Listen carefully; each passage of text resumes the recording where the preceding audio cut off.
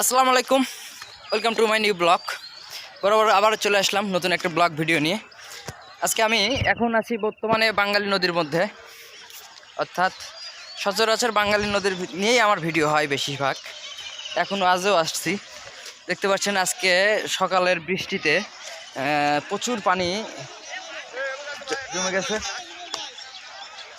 আর নৌকা এটা চড়ার ডুবে গেছে। আমি দেখাচ্ছি আপনাদের। আসছি আমি একদম নদীর, আমার কথা কবা আছে। হুট করে এই নদীতে পানি এসে একদম মানুষের জনজীবন দুর্ভোগে পড়ছে। দেখতে পাচ্ছেন মানুষ আসলে এই চোরাটটা ভেসে গেছে আর চোরাটের উপর দিয়ে পানি উঠে গেছে। কচুরি আসতেছে, এই যে কচুরি আসতেছে, যার কারণে চোরাটের সাথে কচুরি লাগে অর্থাৎ চোরাট ভেসে গেছে।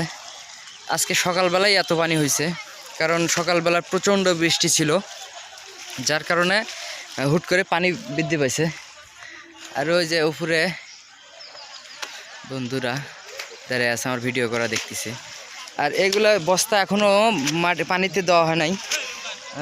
তার আগে যদি পানি এসে পুরো হয়ে যায় তাহলে তো আবার পানি মাটির নিচে পড়বে। আমি বারবার একটা কথাই বলি যে আসলে আমাদের এই নদীর ঘাটের একটা ব্রিজের যে কত প্রয়োজন, সেটা যারা রেগুলার চলাফেরা করে। আর আমাদের এখানে একটা কাঁচা বাজার আছে ফুলবাড়ি, শেরপুর থানায় ফুলবাড়ি বাজার। সেখানে আমাদের এই নদীর এই পাশ থেকে প্রত্যেক দিন প্রায় 30-40 মণ করে কাঁচামাল যায়। শুধু এই নৌকার কারণে আর এই নদী পার হওয়ার কারণে অনেকে যেতে পারে না।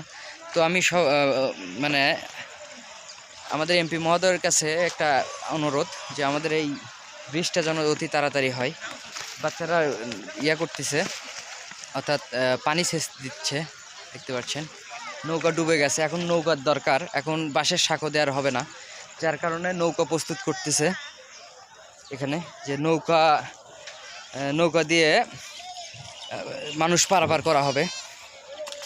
তো খুবই কষ্ট হচ্ছে যে মানুষের পারাপারের।